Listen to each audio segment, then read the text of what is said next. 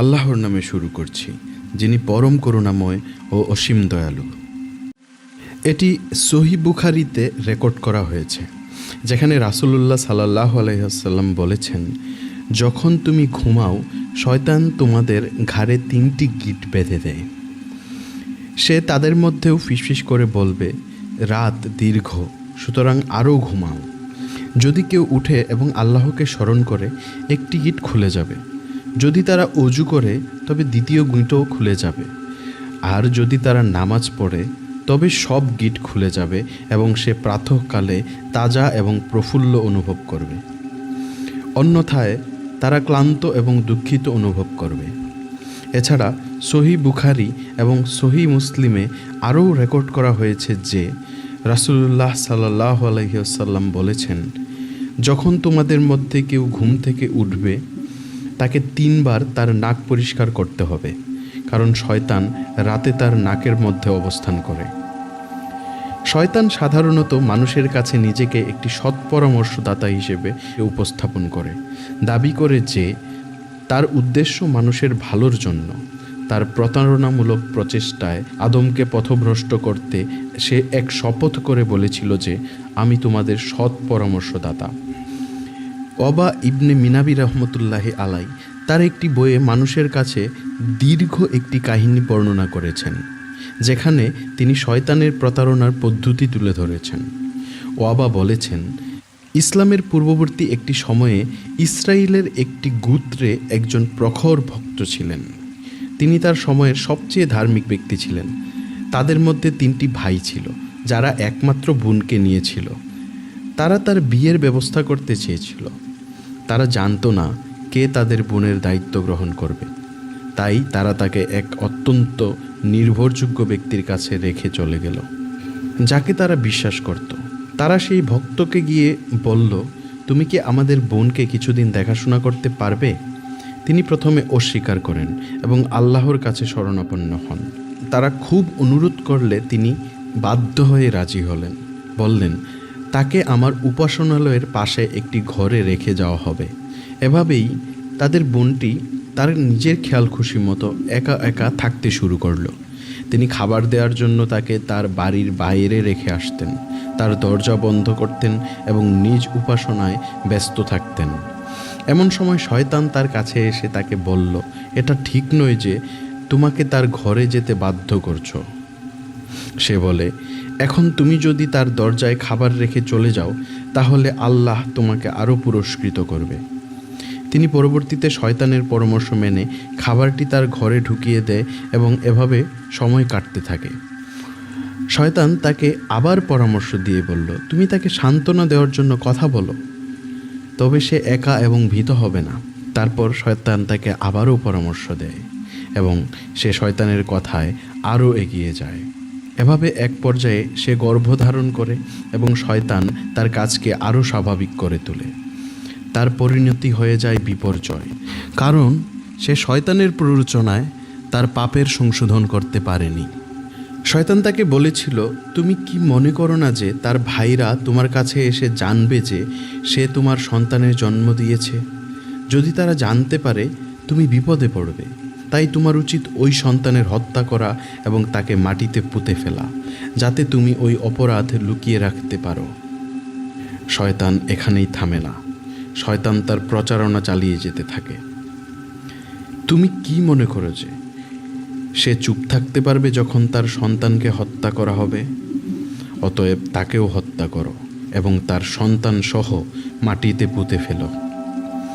শয়তান তার প্রলোভন চালিয়ে যাওয়ার পর এই পবিত্র ব্যক্তি মহিলাটিকে হত্যা করে এবং তার শিশুকে পুঁতে ফেলল। তারপর সে ফিরে গিয়ে উপাসনা করতে থাকে। এভাবে সে একসময় উপাসনা করছিল যতদিন আল্লাহ ইচ্ছা করেছিলেন। তারপর ভাইরা যুদ্ধ থেকে ফিরে এসে তাদের বোন সম্পর্কে জিজ্ঞাসা করল। ভাইরা তার কাছে এসে জানতে চাইল, আমাদের বোনের কি হলো? সে তাদের জানায় যে তার বোন খুব ভালো ছিল এবং তার কবর দেখিয়ে দেয়। ভাইরা কবরের পাশে গিয়ে তাদের বোনের জন্য দুঃখ প্রকাশ করে এবং আল্লাহর রহমত চায়। তারা কিছুদিন সেখানে থাকার পর নিজের পরিবারে ফিরে যায় একদিন রাতে তারা যখন ঘুমাচ্ছিল, শয়তান তাদের কাছে ভ্রমণকারীর মতো হাজির হয় এবং তাদের স্বপ্নে বলে, তোমরা জানো কি ওই পবিত্র ব্যক্তি তোমাদের বোনকে গর্ভবতী করেছে এবং তাকে হত্যা করেছে, তার সন্তানের হত্যার পর মাটিতে পুঁতে ফেলেছে। শয়তান পরবর্তীতে বাকি ভাইদের কাছেও একই গল্প বলে এবং তাদের মধ্যে সন্দেহ সৃষ্টি করে। সকালে তারা একত্রিত হয় এবং তাদের স্বপ্নের বিষয়ে আলোচনা করে। তারা সবার গল্প শোনে এবং সবাই বলে, এটি কিছুই নয়, শুধু স্বপ্ন, এগুলোকে উপেক্ষা করো। তবে সবার মধ্যে সবচেয়ে ছোট ভাই বাধ্য হয় এবং যায় তাদের বোনের ঘরের দিকে। তারা সবাই একসাথে তাদের বোনের ঘরের দিকে যায়। তারা সেখানে গিয়ে দেখতে পায় ঠিক যেখানে শয়তান বলেছিল, তাদের বোন ও তার সন্তান মাটিতে পুঁতে রাখা হয়েছে। তারা পবিত্র ব্যক্তির কাছে গিয়ে তার কাছ থেকে স্বীকারোক্তি নিল। তখন তারা তাকে পাকড়াও করে এবং ক্রুসিফাই করার প্রস্তুতি নেয়। যখন তারা তাকে কাঠের ক্রুশে উঠাতে যায়, শয়তান তাকে বলে, তুমি জানো আমি ছিলাম সেই যে তোমাকে প্ররোচিত করেছিলাম, তাকে গর্ভবতী করেছিলাম, তারপর তাকে হত্যা করেছিলাম এবং মাটিতে পুঁতে ফেলেছিলাম। যদি তুমি আজ আমাকে সম্মতি দাও এবং আল্লাহকে অস্বীকার করো, তবে আমি তোমাকে এই দুঃখের পরিণতি থেকে মুক্তি দেব। পবিত্র ব্যক্তি আল্লাহকে অস্বীকার করে এবং শয়তানকে মান্য করে। তখন শয়তান তাকে ছেড়ে চলে যায়, তাকে একা রেখে যায়। এরপর তারা তাকে ক্রুসিফাই করতে সক্ষম হয়। অনেক আলেম এই ঘটনা উল্লেখ করেছেন যখন তারা এই আয়াতের ব্যাখ্যা দেন।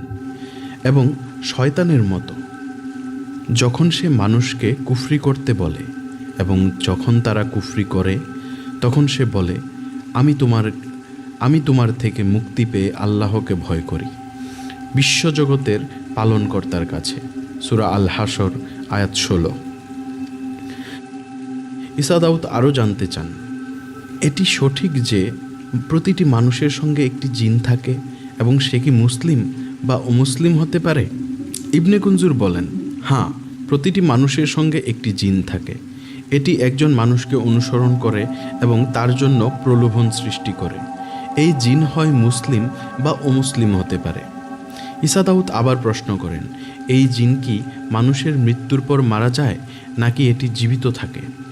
ইবনে কুনজুর বলেন, না, এই জিন মানুষের মৃত্যুতে মারা যায় না, তবে এটি মানুষের সঙ্গে অবিরত থাকে যতদিন না আল্লাহ তাকে নিঃশেষিত না করেন। এটি ছিল আরও গুরুত্বপূর্ণ প্রশ্ন যা ঈসা দাউদ করেছিলেন। তিনি চেয়েছিলেন জানার জন্য যে এটি মানুষের জীবনেই প্রভাব ফেলছে কিনা। ইবনে কুনজুর জানান, জিন সাধারণত মানুষের জীবনে প্রভাব ফেলে, বিশেষ করে যখন তারা শয়তানি প্ররোচনায় শিকার হয়। যখন কেউ তার আত্মার শুদ্ধতার জন্য কাজ করে, তখন জিন তাকে প্রভাবিত করতে পারে না। ঈসা দাউদ জানতে চান, এই জিন কি মানুষের আচরণে পরিবর্তন ঘটাতে পারে? ইবনে কুনজুর বলেন, হ্যাঁ, জিন মানুষের আচরণে পরিবর্তন ঘটাতে পারে, বিশেষ করে যদি তারা সেই ব্যক্তির দুর্বল মুহূর্তে প্রবেশ করে। শয়তানও অনেক সময় এই কাজটি করে যাতে মানুষ পাপের পথে চলে যায়।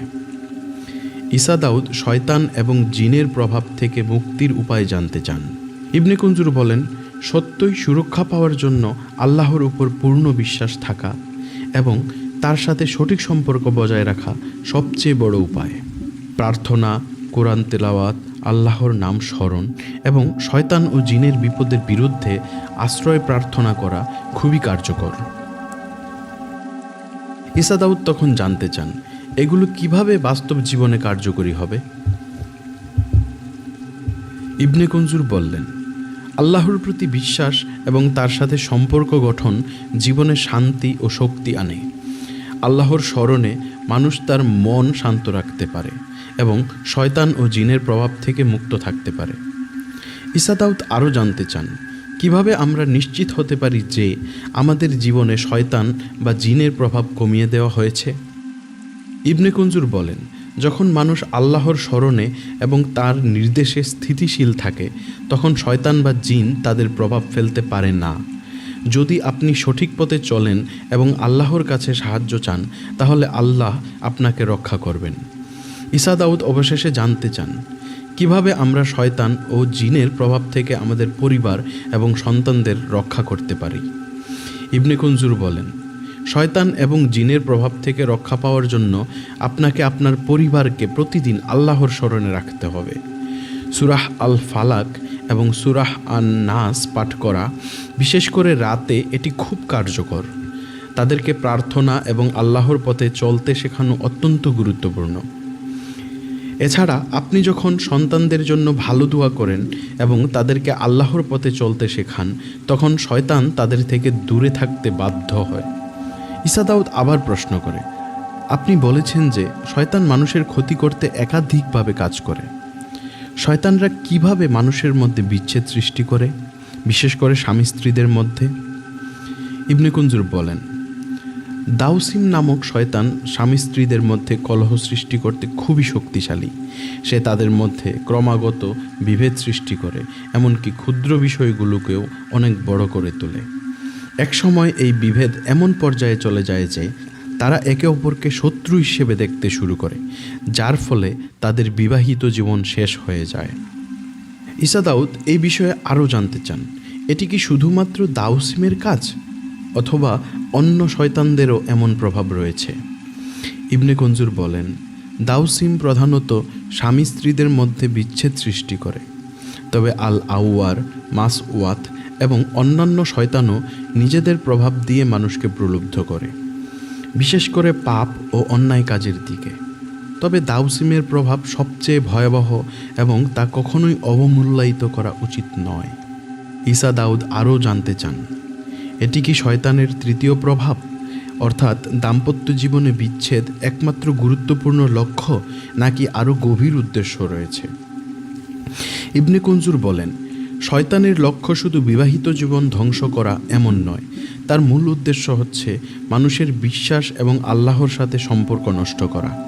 দাম্পত্য বিচ্ছেদ তার শুধুমাত্র একটি উপায়। শয়তান চায় মানুষ আল্লাহর প্রতি তাদের প্রেম ও শ্রদ্ধা হারিয়ে ফেলুক, যাতে তাদের আত্মা পথভ্রষ্ট হয় এবং তারা দুজখে নিক্ষিপ্ত হয়। এবং এই কারণে শয়তান মানুষের জীবনে প্রতিনিয়ত বিভ্রান্তি, পাপ এবং অশান্তি সৃষ্টি করে। ঈসা দাউদ বলেন, এখন আমাদের কি করতে হবে যদি আমরা শয়তান এবং জিনদের প্রভাব থেকে মুক্ত থাকতে চাই? ইবনে কুনজুর বলেন, তুমি যদি শয়তান এবং জিনের প্রভাব থেকে মুক্ত থাকতে চাও, তবে আল্লাহর স্মরণে থাকো, প্রতিদিন কোরআন পড়ো, প্রতিটি সময়ে আল্লাহকে ডাকো এবং তার রক্ষা প্রার্থনা করো। আপনি যখন আপনার আত্মাকে সঠিক পথে রাখতে চান, তখন আল্লাহ আপনাকে সুরক্ষা প্রদান করবেন। ঈসা দাউদ আরও জানতে চান, যখন শয়তান এবং জিন তাদের প্রভাব সৃষ্টি করে, তখন আমাদের আত্মবিশ্বাস এবং ঈমানের শক্তি কিভাবে বজায় রাখতে হবে? ইবনে কুনজুর বলেন, আল্লাহর প্রতি পূর্ণ বিশ্বাস রাখা এবং তার সাথে গভীর সম্পর্ক গঠন করার মাধ্যমে আপনি নিজের ঈমানকে শক্তিশালী রাখতে পারবেন। আত্মবিশ্বাস এবং শক্তি তৈরি হয় যখন আপনি আল্লাহর নিকট ধৈর্য এবং শ্রদ্ধা বজায় রাখেন। আপনি যখন আল্লাহকে স্মরণ করেন, তখন শয়তান এবং জিন আপনাকে বিভ্রান্ত করতে পারে না। ঈসা দাউদ বলেন, এইভাবে আমরা শয়তান এবং জিনদের প্রভাবকে প্রতিরোধ করতে পারি। তবে আমাদের লক্ষ্য কি শুধুমাত্র নিজেদের রক্ষা করা? কুনজুর বলেন, না, আমাদের লক্ষ্য শুধুমাত্র নিজেদের রক্ষা করা নয়, বরং আমাদের পরিবার, সমাজ এবং পৃথিবীকে নিরাপদ ও শান্তির পথে পরিচালিত করা। একজন মুসলিম হিসেবে আমাদের দায়িত্ব হচ্ছে আমাদের চারপাশের মানুষদেরও শয়তান এবং জিনের প্রভাব থেকে রক্ষা করা। আমরা আমাদের আচরণ ও দৃষ্টিভঙ্গি দিয়ে আল্লাহর পথে মানুষকে আহ্বান করতে পারি। ঈসা দাউদের পরবর্তী প্রশ্নটি ছিল, এটি কিভাবে সম্ভব যখন আজকাল অনেক মানুষ শয়তান এবং জিনের অস্তিত্ব সম্পর্কে সন্দিহান? ইবনে কুনজুর বলেন, এটি সত্য যে অনেক মানুষ শয়তান এবং জিনের অস্তিত্ব অস্বীকার করে, তবে কুরআন এবং হাদিসের শিক্ষার মাধ্যমে আমরা বুঝতে পারি যে শয়তান এবং জিনের অস্তিত্ব প্রকৃত এবং বাস্তব। তাদের প্রভাব এবং আমাদের সতর্কতা এড়িয়ে চলা আমাদের ঈমানের জন্য অত্যন্ত গুরুত্বপূর্ণ। ঈসা দাউদ বলেন, তাহলে আমরা এই বিষয়গুলো কিভাবে আরও ভালোভাবে মানুষের কাছে পৌঁছাতে পারি, বিশেষত যারা এই বিষয়গুলিকে অবাস্তব মনে করেন? ইবনে কুনজুর বলেন, এটি একটি বড় চ্যালেঞ্জ, কিন্তু আমরা যদি কুরআন এবং হাদিসের আলোকে মানুষের কাছে শয়তান ও জিনের প্রভাব এবং তাদের কর্মকাণ্ডের সত্যতা তুলে ধরতে পারি, তবে তাদেরকে বোঝানো সম্ভব হবে। আমরা আল্লাহর পথ এবং তার দিক নির্দেশনা অনুসরণ করার মাধ্যমে তাদের বোঝাতে সক্ষম হব। এটি ছিল একটি গুরুত্বপূর্ণ আলোচনা, যেখানে ঈসা দাউদ এবং ইবনে কনজুর শয়তান ও জিনের প্রকৃতি, তাদের প্রভাব এবং মানবজাতির প্রতি তাদের শত্রুতার বিষয়ে গভীরভাবে আলোচনা করেছেন। অতএব আমাদের উচিত শয়তান এবং জিনের প্রভাব থেকে নিজেদের রক্ষা করার জন্য আল্লাহর শরণে থাকা এবং তার প্রতি পূর্ণ বিশ্বাস রাখা, যাতে আমরা একমাত্র সত্য অনুসরণ করতে পারি। ঈসা দাউদ অবশেষে বলেন, ধন্যবাদ ইবনে কনজুর এই মূল্যবান শিক্ষা শেয়ার করার জন্য। আমরা শিখলাম যে শয়তান ও জিনের প্রভাব থেকে মুক্তি পেতে আমাদের আল্লাহর প্রতি পূর্ণ আস্থা থাকতে হবে এবং তার সাথে সম্পর্ক গভীর করতে হবে। এর পাশাপাশি আমাদের নিজেদের এবং আমাদের প্রিয়জনদের সুরক্ষার জন্য নিয়মিতভাবে আল্লাহর শরণে থাকা এবং কুরআন ও হাদিসের প্রতি আনুগত্য প্রয়োজন। ইবনে কনজুর হেসে বলেন, এটাই সঠিক পথ এবং আল্লাহর সাহায্য ছাড়া আমরা কিছুই করতে পারবো না।